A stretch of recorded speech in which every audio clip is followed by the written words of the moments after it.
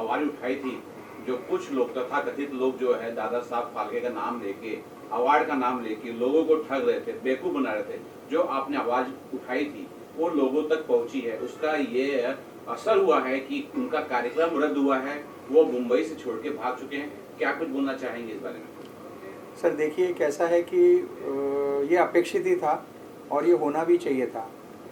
आश्चर्य सिर्फ इस बात का है कि इस चीज़ को 5 साल 10 साल लग गए, माने जो ये अभी हुआ है, और भाग गए हैं। ये बात मुझे लग रहा है कि नहीं है, वो अरेस्ट होंगे जल्द ही, क्योंकि पुलिस जो है वो तहकीकात कर रही है और बहुत ही सीरियसली चल रहा है। क्योंकि हमारी टीम ने जो प्रूफ और जो ये कलेक्ट किए हैं, जो डॉक्यूमेंटल प्रूफ हैं या जो रिकॉर्डिंग्स हैं, जो फ़ोन की रिकॉर्डिंग्स हैं, तो वो सब इतनी सॉलिड हैं कि वो कहीं जा भी नहीं सकते। और जैसे कि आपको मालूम है कि सबसे पहले हमने ताज में अप्रोच किया था, तो उन्होंने वो कैंसिल कर दिया, और उसके बाद उनके पास ऑलरेडी कुछ स्पॉन्सर के पैसे आ चुके थे। तो मैं तो कहूँगा कि वो स्पॉन्सर ने भी आगे आना चाहिए। अभी क्या होता है कि जब आप पुलिस में एफआईआर करते हैं तो ये एक स्टेज होता है, उसके बाद होता है उनको डॉक्यूमेंट्स चाहिए, कोई एक अफेक्टेड पार्टी आना चाहिए और उन्होंने बयान देना चाहिए कि मेरा ये लॉस हुआ है या मैं इस ठगी का शिकार हुआ हूँ, तब आदमी अरेस्ट कर पाता है। तो अभी उस स्टेज पे है कि हम लोग उस बारे में लोगों से बात कर रहे हैं कि लोग सामने आए जिनके पैसे गए हैं या जिनके स्पॉन्सरशिप में नुकसान हुआ है, जिनको गलत बात बता के पैसे लिए गए हैं। बहुत से लोगों से अवार्ड देने के नाम पे पैसे लिए गए हैं, बताया गया है कि आपको अवार्ड दिया जाएगा, इसके हाथ से दिया जाएगा, उसके माने सेलिब्रिटी के नाम लिए गए हैं।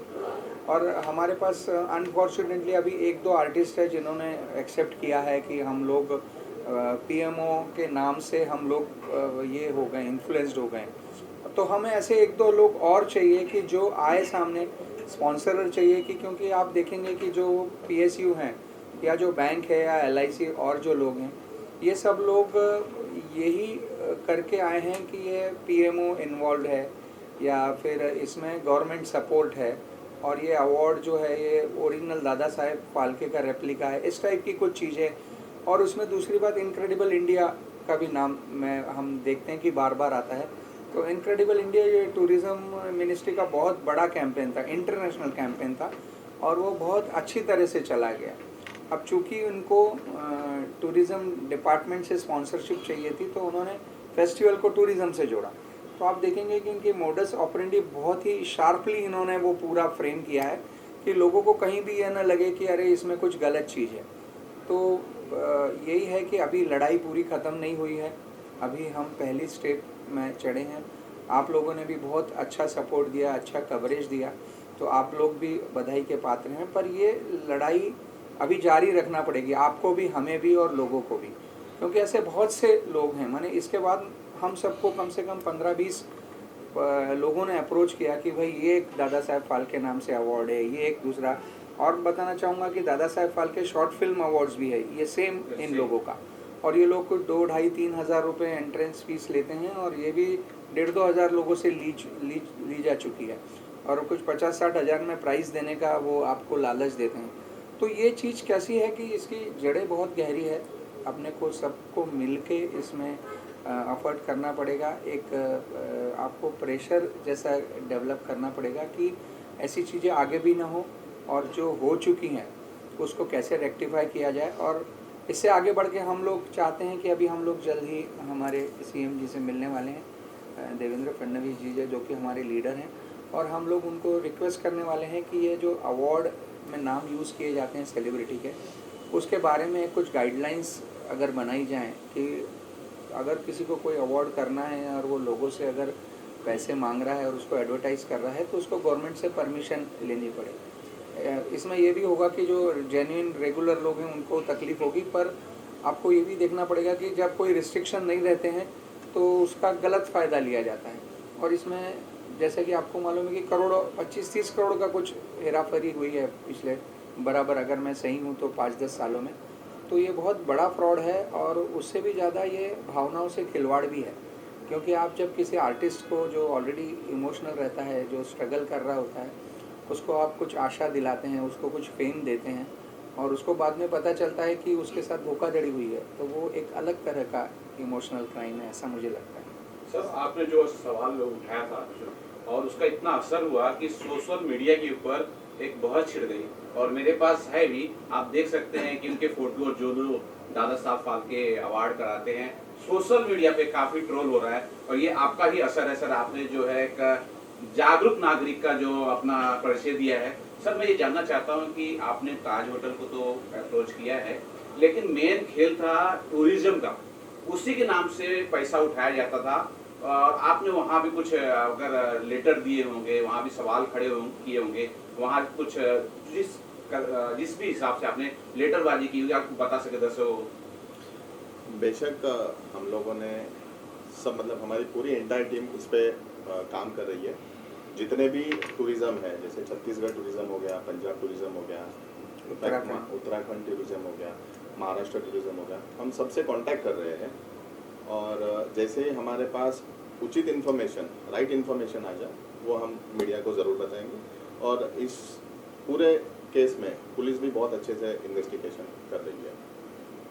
एक नया खुलासा सामने आया है कि पिछली बार जो दादा साहब फाल्के अवार्ड हुआ था उसमें स्ट्रीमिंग पार्टनर जो था वो ZEE5 था, राइट।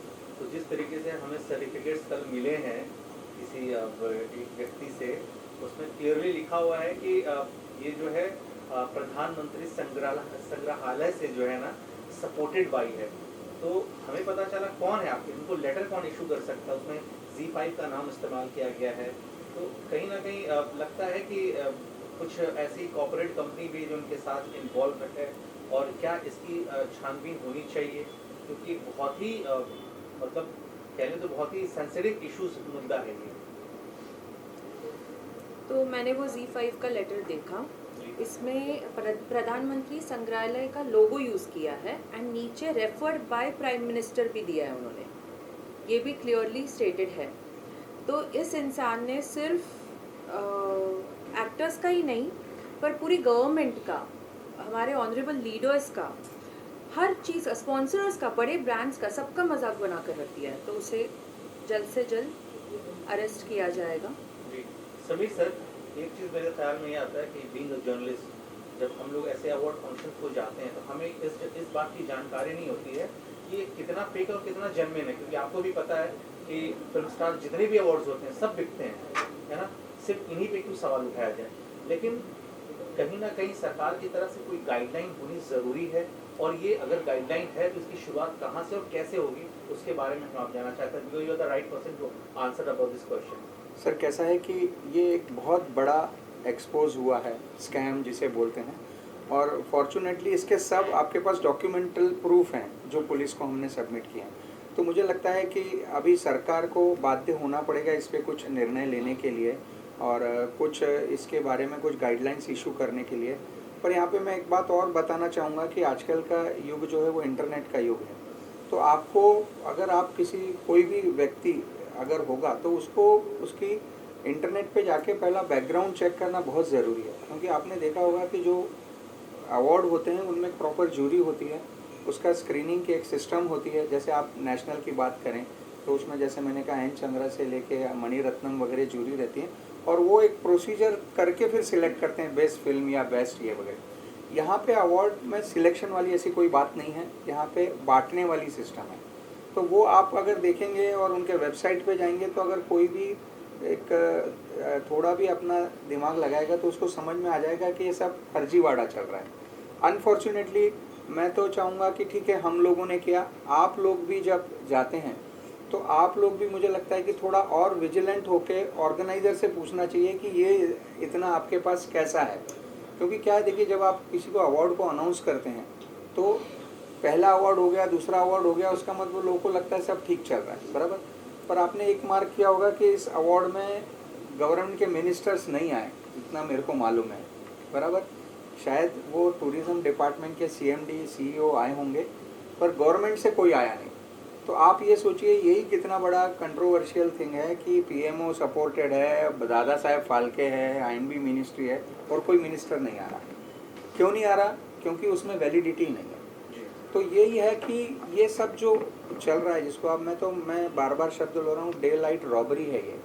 म्हणजे ये एक तरफ से लोगों को मूर्ख बनाया जा रहा है और लोगों से पैसे कलेक्ट करके और लोगों को ये ऐसा फील करा दिया जा रहा है कि हम ही ओरिजिनल हैं, माने इस टाइप का है। और क्या होता है कि एंड ऑफ द डे जितना इसको आप सोशल मीडिया पर और ये करेंगे तो गवर्नमेंट को भी इस पे ध्यान देना पड़ेगा। जैसे कि मैंने बताया कि ओटीटी में सेंसरशिप भी एक ऐसा विषय था कि जो बहुत सोशल मीडिया पे जिसकी चर्चा हुई, जिसके बारे में लोगों ने बहुत ऑब्जेक्शन लिए, तब जाके वो हुआ कि अभी उसको सेंसर के लिए बात चल रही है, कुछ प्रोसीजर हो रही है।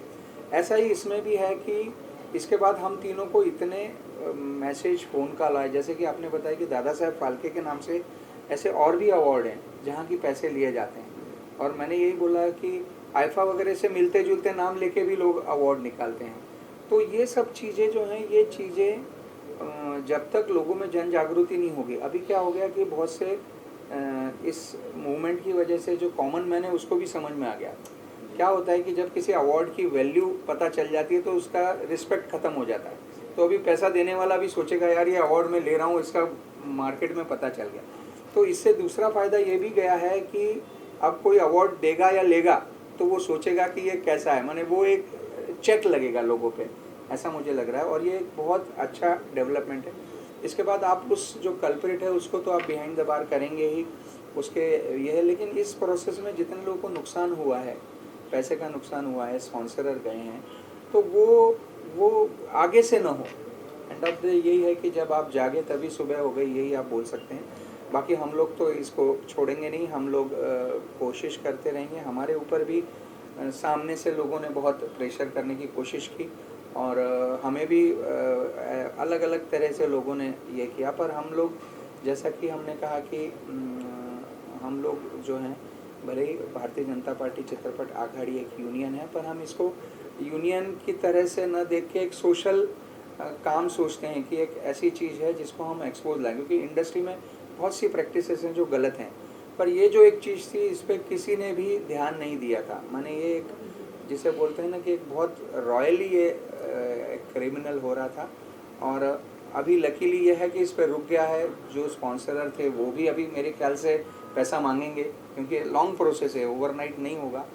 और आगे से ऐसा नहीं हो, यही हम आशा कर सकते हैं। सर अच्छा, इस अवार्ड के इस अवार्ड में एक बात ये पता चली है कि जो भी रेड कार्पेट पे जितने सितारे देखे गए, शाहरुख खान से लेकर के करीना कपूर, ये एक कंपनी है, एक पीआर कंपनी है जो जिन्होंने सबको वहाँ पे इकट्ठा किया है।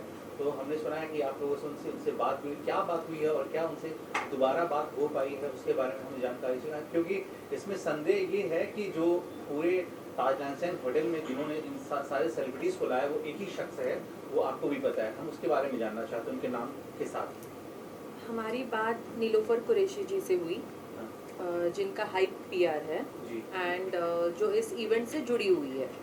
जो सारे बड़े से बड़े सितारों को, शाहरुख खान जी, रेखा जी, जो हमने पहले भी नाम लिए, शाहिद कपूर, करीना कपूर, आलिया भट्ट, अदा शर्मा, सबको वो लाती है on red carpet for this event. उनसे हमारी बात हुई, वो हमसे बात करने में इंटरेस्टेड है नहीं, उन्होंने उतना इंटरेस्ट दिखाया नहीं बात करने में, बहुत सी बातें टाली। तो अब हम देख रहे हैं कि इससे भी कैसे आगे इन्वेस्टिगेट किया जाए। अरेस्ट की प्रक्रिया कहाँ तक पहुँची है इसके बारे में जानना चाहेंगे। कुछ ऑर्डर आया है स्टेशन से, किसी तरीके से कुछ बातें हुई हैं एफआईआर के बाद में?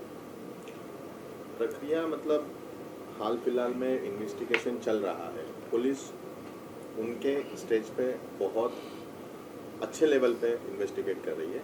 उनको समझ भी दिया था कि हाजिर हो जाए, लेकिन हमें इन्फॉर्मेशन ऐसी मिली कि वो हाजिर नहीं है। और यहाँ तक हमें खबर है कि वो अभी उनके एब्सकॉन्डिंग है, मतलब उनके घर पर भी नहीं रह रहे हैं। यहाँ तक मतलब हमें इन्फॉर्मेशन है। और इन्वेस्टिगेशन बहुत अच्छे लेवल पे चल रही है। कि सोशल मीडिया को हम लोग देख रहे थे डीपीआई पे, तो उन्होंने भी एक कहा है कि बॉम्बे हाई कोर्ट में कोई याचिका उन्होंने भी दर्ज करवाई है जी, बेल के लिए वर्थ, और या मतलब नहीं ऐसा है कि जितने डॉक्यूमेंट्स वो देंगे उतने ही वो फंसते जाएंगे। इसके पीछे कारण ये है कि हमारे पास जो डॉक्यूमेंट्स हैं उनके, मतलब जो एविडेंस हमारे पास में जो हम लोगों ने सबूत इकट्ठा किए हैं, वो मुझे लगता है कि बहुत पावरफुल एविडेंस है। कोई भी मतलब पीएमओ का नाम खड़ा होकर यूज़ करेगा, मिसयूज़ करेगा तो नहीं चलेगा। तो ऐसे पुख्ता सबूत हमारे पास में है, तो मुझे नहीं लगता कि हाई कोर्ट इसमें उनको दाद मिलेगी। समीर सर, एक बहुत अच्छी बात कही आपने, स्कैम करके मूवी बननी चाहिए। स्कैम है एक तरीके का ये तो। मैम ने भी कहा कि ये ना इस तरीके से कुछ घोटाला होता है तो मूवी बन जाती है उसके ऊपर, लेकिन ऐसा स्कैम जो लोगों को पता नहीं था, और इतने करोड़ों का, आपने तो 25-30 करोड़, लेकिन हमें लग रहा है कि बहुत ज़्यादा हुआ होगा, इतने सालों से कर रहे हैं। तो अब जिसका जो पैसा गया है, अब आगे तो चलिए no one is going to be a part of this, लेकिन जो इसका पैसा गया, क्या वो पैसा उनको वापस मिलेगा? ऐसा कुछ होने के चांसेस है? नहीं, देखिए कैसा, इसमें दो चीज़ें हैं। एक है स्पॉन्सरर, बराबर। अभी स्पॉन्सरर जब कोई किसी को देता है तो वो डिलीवरेबल्स की बात करता है, बराबर। डिलीवरेबल्स होता है, उनके एग्रीमेंट होते हैं। अगर उस हिसाब से उसने डिलीवरेबल्स दिए हैं तो वो मांग नहीं सकते, क्योंकि उनको जो प्रमोशन, मार्केटिंग या जो आर्टिस्ट का एंडोर्समेंट है वो उनको मिल चुका है। तो मुझे मालूम नहीं, उनकी लड़ाई उनको लड़ना पड़ेगी। बात रही जो अवार्ड आपने पैसे लेके लिए हैं जिन लोगों ने, बराबर, तो मैं यही किसी से बात कर रहा था कि इसमें कैसा है कि लोग क्यों डरते हैं सामने आने से। दो बातों से डरते हैं। एक तो उनको लगता है कि अगर वो बताएंगे कि मेरे से पैसे लेके दिया गया तो वो मूर्ख कहलाएंगे। माने वो बोलेंगे अरे उन्होंने रिलेटिव्स में तो सबको बोल दिया है कि मेरे को अवार्ड मिला है, दादा साहब फाल्के का अवार्ड है, गवर्नमेंट का अवार्ड है। और उन लोगों को जब पता चलेगा कि ये अवार्ड नकली है तो वो उनकी ही वो होगा, माने उन्होंने वो कैसे मूर्ख बने ऐसा सिद्ध होगा, क्योंकि वो ऑलरेडी सोशल मीडिया पे डाल चुके हैं और लोगों से वाहवाही ले चुके हैं। और दूसरा क्या होता है अनफॉर्चुनेटली कि लोग जो हैं वो इसके बाद की प्रोसेस से थोड़े से ये करते हैं कि अगर मैं बयान दूंगा, वैसे हमारे पास 2-4 लोग हैं जो रेडी हैं और वो प्रोसेस में हैं, पर मैं तो चाहता हूँ जितने इफेक्ट हुए हैं उसमें से अगर 50% भी लोग आएँ तो ये बहुत बड़ा एक केस हो सकता है। पर मेरे को बहुत से लोग फ़ोन आते हैं, वो बोलते हैं कि हमसे पैसे लिए हैं पर वो कैश में लिए हैं तो हम वो प्रूव नहीं कर सकते। आप समझे कि नहीं? कई बार होता है कि वो जो दिए गए हैं लेन देन, उसमें क्या देने वाले हैं उसका कमिटमेंट नहीं है, माने उसका कोई रिटर्न प्रूफ नहीं है।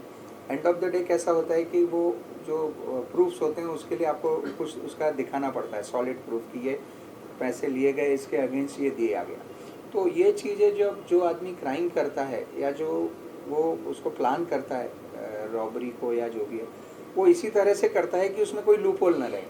तो आप सोचिए कि हमारा काम उससे भी ज़्यादा कठिन इसके लिए हो जाता है क्योंकि जिसने ये किया है उसने ये जो सब लूपहोल लिए हैं कि जैसे प्रधानमंत्री संग्रहालय का जो लोगो है वो बेसिकली देखा जाए तो वो उसका पीएमओ से कोई लेना देना नहीं है, और सामान्य आदमी को प्राइम मिनिस्टर लिख दिया तो उसको लगता है प्रधानमंत्री है, तो वो लोगो उसने यूज़ किया। उसके बाद जो टूरिज़्म के लोगों उसने यूज़ किया, क्योंकि टूरिज़्म मिनिस्ट्री सोच रही थी कि इस बहाने हम लोग टूरिज़्म को बढ़ावा दें। आप समझ रहे हैं? तो इसमें यही है कि जो हो चुका उसमें मुझे मालूम नहीं कि कौन लोग उस पर करेंगे, उस पर केस करेंगे, क्योंकि आप ये देखेंगे कि ये पूरे इसमें अनिल मिश्रा जी, उनका लड़का और जो ये पूरी फैमिली है, HUF जिसे बोलते हैं, और इसमें बाहर के कोई कॉरपोरेट या ऐसे नहीं हैं। तो ये क्या होता है कि एक फैमिली के द्वारा चलाया गया एक रैकेट जैसा है जो उसी में ये हो जाता है। क्योंकि अगर कोई इतना बड़े लेवल पे अवार्ड करता है तो वो या तो प्राइवेट लिमिटेड कंपनी करते हैं या कॉरपोरेट को साथ में लेते हैं। आप समझ रहे हैं? तो ये एक फैमिली द्वारा चलाया गया एक स्कैम है, एक फर्जीवाड़ा है।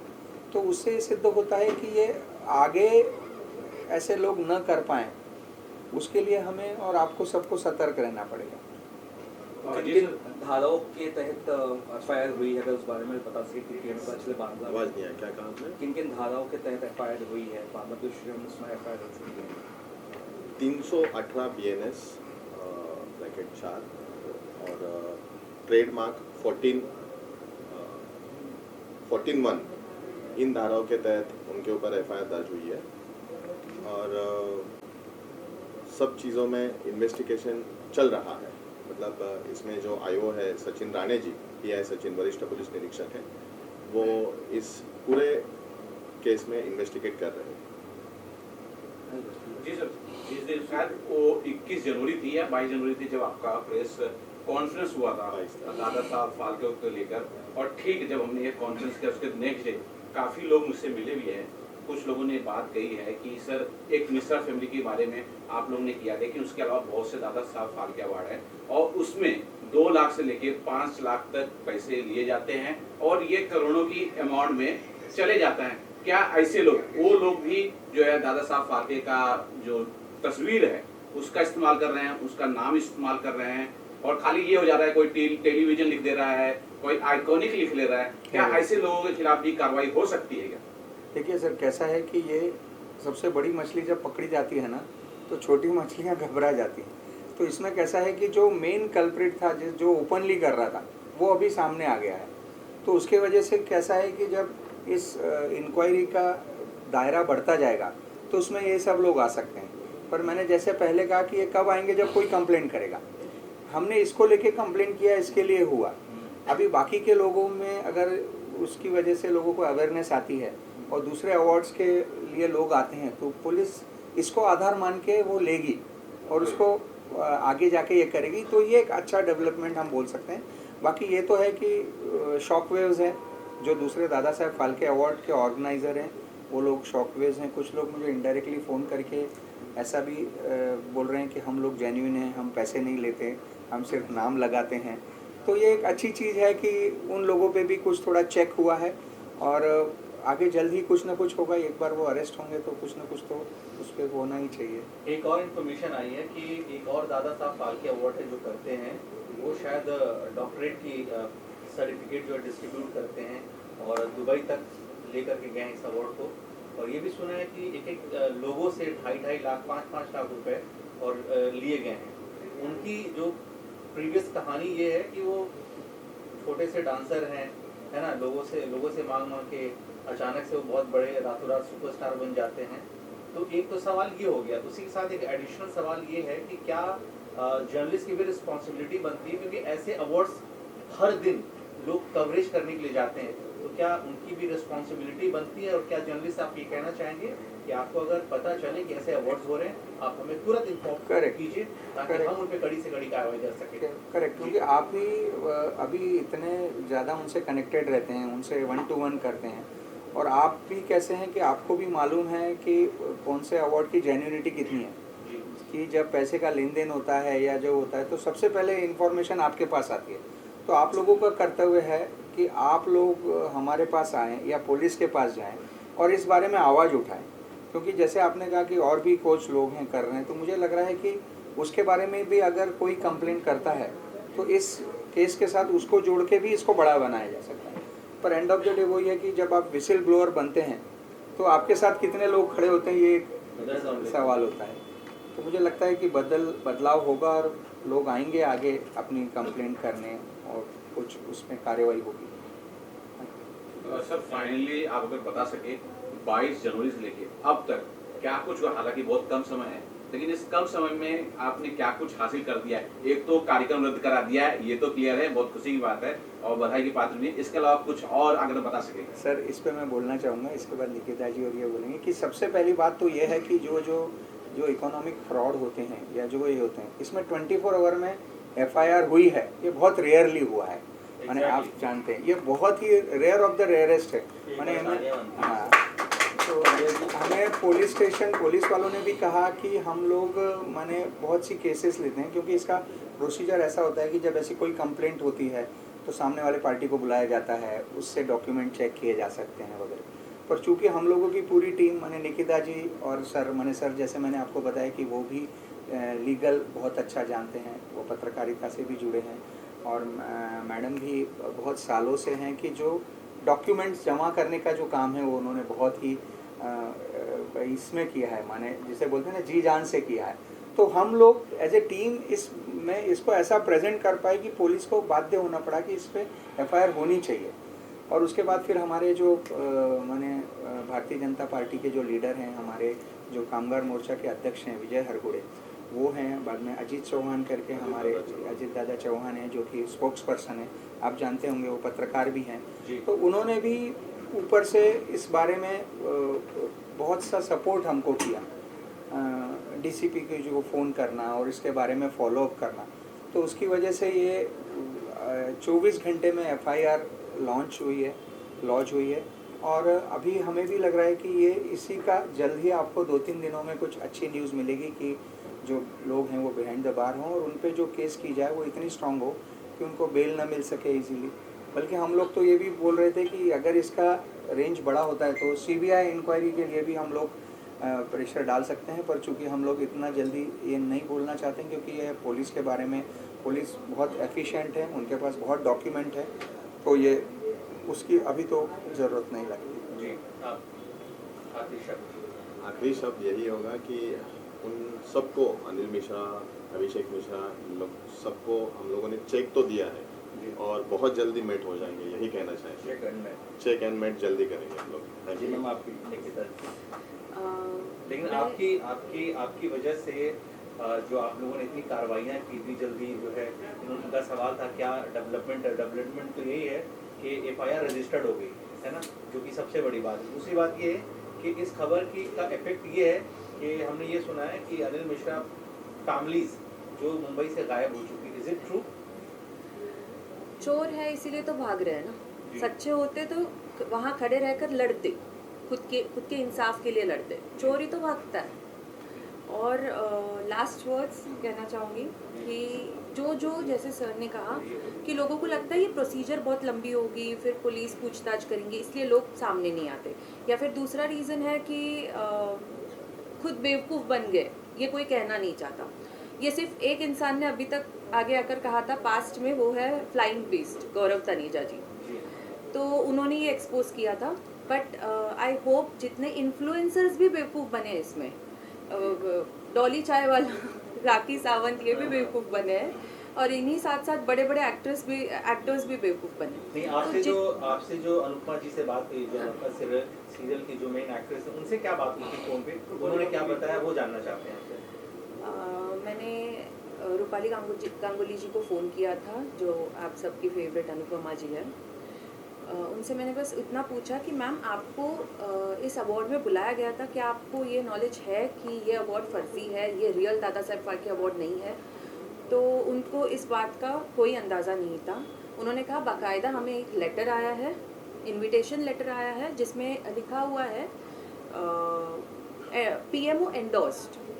तो जब मतलब हम मोदी जी को भगवान मानते हैं, तब जब उनके तरफ से एंडोर्स लेटर आए और हम ना जाए, ये कैसे पॉसिबल है? इस कारण वो वहाँ गई थी। ऐसे ऑफ कोर्स ये लेटर सबको गया होगा, इसीलिए सिर्फ मोदी जी के नाम पर लोग आए। और जैसे मैंने पहले भी कहा था, इन्होंने इसकी टोपी उसके सर, उसकी टोपी उसके सर करके ये पूरा फर्जीवाड़ा चलाया है। एंड लास्टली सारे पब्लिक को ये कहना चाहूँगी कि जो भी लोग इसमें इकोनॉमिकली अफेक्टेड है, इन एनी वे अफेक्टेड है, इन एनी वे उनके साथ फ्रॉड हुआ है, प्लीज़ आगे आइए, हम आपको पूरा सपोर्ट करेंगे, आपको किसी भी तरह की तकलीफ नहीं होगी, ये हमारी गारंटी है। सर फाइनली मेरा एक और क्वेश्चन रह गया है कि जब इस तरह के हम आवाज़ उठाते हैं और बड़ा स्कैम होता है, तो वो शांत बैठते नहीं हैं, वो धमकी देते हैं, या उनके गुर्गे होते हैं वो धमकी देते हैं, उनको धमकी दिया, और ऐसी कुछ धमकियाँ आई, या फिर क्योंकि जब मेरा प्रेस कॉन्फ्रेंस हुआ उसके बाद मुझे वहाँ से समझ में आया कि भाई ये तो भारतीय जनता पार्टी के हैं, हम ऊपर से दबाव करेंगे, इनको बैठा देंगे, तो ऐसा कुछ भी हुआ? अगर दर्शक बता भारतीय जनता पार्टी को दबाने वाले अभी तक कोई नहीं है, और हमारे वरिष्ठ लीडरों ने हमें बहुत ज़्यादा सपोर्ट किया है, एक्सट्रीम लेवल पे सपोर्ट किया है। जो चीज़ जो भी सर ने कहा, जिसकी प्रोसीजर 5-6 दिन की है, वो 24 आवर्स में हो गई है, ये भारतीय जनता पार्टी है। और गुर्गे या फिर उन्होंने कोई धमकी दी? बहुत सारे कॉल्स आए, सर को आए हैं, मैडम को आए हैं, बहुत लोगों के कॉल्स आए हैं कि बाबा हमें दबाया जाए, हमें मतलब हम बोल ना पाए, हम कुछ कर ना पाए। इस चीज़ के लिए बहुत लोगों ने हमें मतलब कॉल किए हैं, लेकिन जो भारतीय जनता पार्टी का मतलब दबदबा है और भारतीय जनता पार्टी क्या कर सकती है, वो मेरे ख्याल से दिख गया है सब लोगों को। और हमारे लीडर का गलत जगह से नाम लिया गया है, तो हम लोग तो बैठने वाले नहीं हैं, और वो किसी भी हाल में जस्टिफाइड नहीं है, तो हमें किसी का डर ही नहीं है। सच के साथ में है। जो लोग आपसे जुड़ना चाहे या कंप्लेन करना चाहे या फोन नहीं कर सकते ईमेल आईडी के थ्रू, उस तरह से भी कुछ अगर कह सके आप लोग, बहुत लोग चाहते हैं आपसे जुड़ना या बताना अपनी बात को। हमारे भारतीय जनता पार्टी के लीगल सेल है, लीगल सेल में वो कांटेक्ट कर सकते हैं। हमारे जो प्रदेश कार्यालय है, प्रदेश कार्यालय में वो आ सकते हैं, हमें जो भी चीज़ की जानकारी है वो दे सकते हैं। हम उनके साथ में 100% उनके साथ में खड़े रहेंगे।